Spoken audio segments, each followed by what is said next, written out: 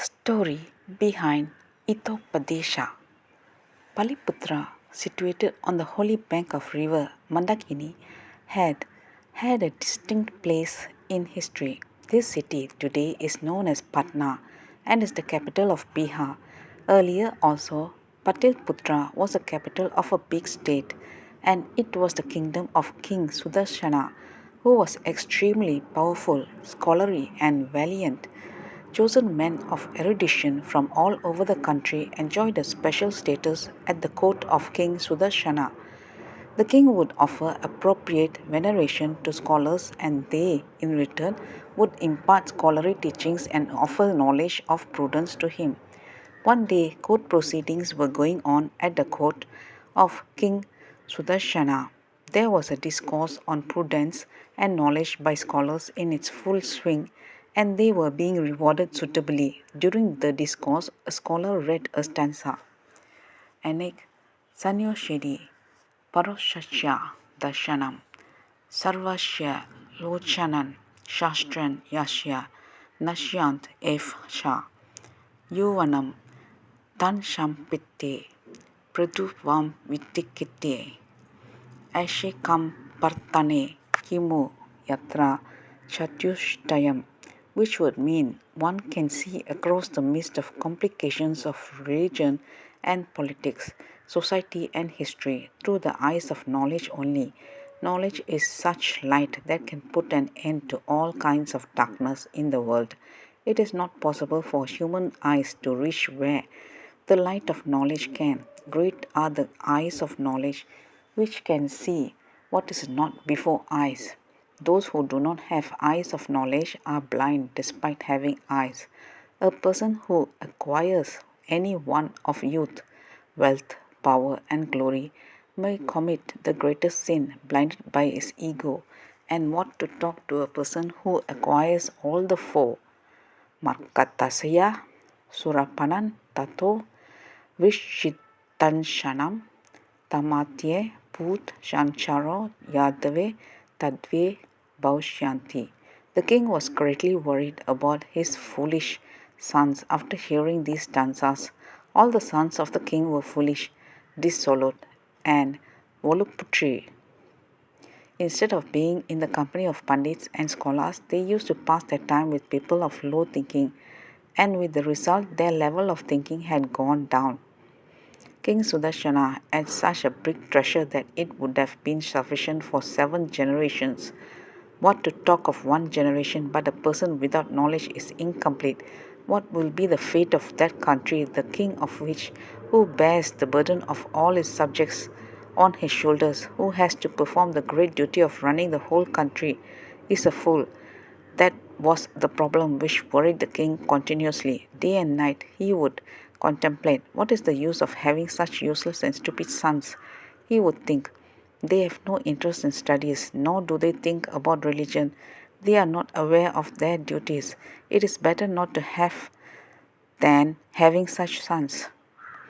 Having no son, or even if the son dies just after taking birth, bothers a person for a short time, but having a son who is imbecile, who keeps himself at a distance from religion and knowledge, who is not interested in studies, becomes a cause of permanent distress. Seeing such sons before eyes keep their parents writhing in agony, and a day comes when they become the cause of their doom. Such sons, not only for their own selves, but also for the earth, are mere burdens. One son is enough if he is virtuous and gentle. A big number of unfilial sons are as useless as the number of countless stars in the sky, whereas one worthy son is enough to bring splendor to his lineage.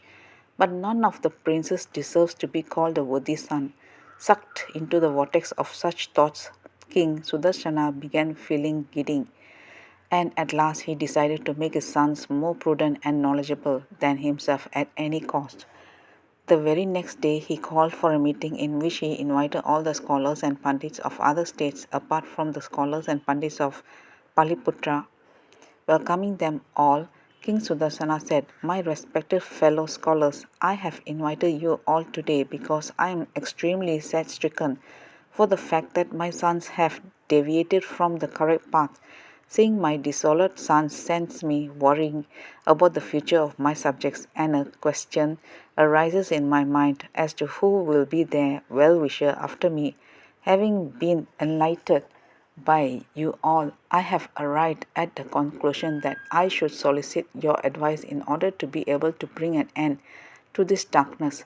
It is you all who have taught me that only the person is considered wise who at the time of difficulty consults other men of wisdom. So please advise me the method that I should adopt to bring my sons to the correct path. One of those scholars was a great Pandit, philosopher and intellectual Sri Vishnu Sharma. Hearing the king, he rose from his place and spoke in a very humble and friendly manner. My lord, why do you worry when I am here? I shall take your sons with me and get them out of the darkness of foolishness and bring them on the path of wisdom with the power of the science of ethics. Perform your duties towards your kingdom and leave the rest to me. It is true, hard work brings result only where it is required. Learning also has its effect only on those who possesses intelligence. Teaching a duck 100 times won't enable it to crumb like parrots. Likewise, a fool also cannot be taught, but your sons are princes who have taken birth in a royal family. You yourself are an erudite scholar, and such scholars cannot beget foolish sons. The only difference is that your sons have not had proper education, and the result is that they have deviated from the correct path. But now I shall take them with me. I promise that I shall teach them the science of ethics in such a manner that they will become great Pandits within a period of 6 months. Hearing the great scholar Vishnu Sharma, King Sudarshana became very happy. His consolatory words brought great relief to him. King Sudarshana handed over his sons to Vishnu Sharma and said, Panditji, you are the guardian of my sons from today. Having handed over my sons to you for learning the science of ethics, I have become free from all kinds of worries. Thank you, my lord. I promise I shall carry out my duty with all my sincerity. Saying this, Vishnu Sharma went away with all the princes. Pandit Vishnu Sharma observed the princes for a few days and then arrived at a conclusion that the princes were intelligent. It was only their bad company that had made them arrogant. So if I try to teach them straight away, they will either leave this place and go away from here, or they will revolt against me. Thinking thus, he thought of a new way to correct them, so that they could gain knowledge and have entertainment as well. Panditji called the princes near him and said with great affection, Look, children, wise people spend their time in study and gaining knowledge, whereas unwise ones waste their time in sleeping and quarreling. So, for the sake of your entertainment, I shall tell you some very good stories, which will not only entertain you but will give knowledge also. These will be very strange stories, the characters of which will be lions, tigers, deers, crows, turtles, and pigeons, etc. Such stories will indeed be very interesting, sir, said the princesses happily. We shall love hearing such stories. Yes, do listen. First of all, my advice is that one should not be greedy.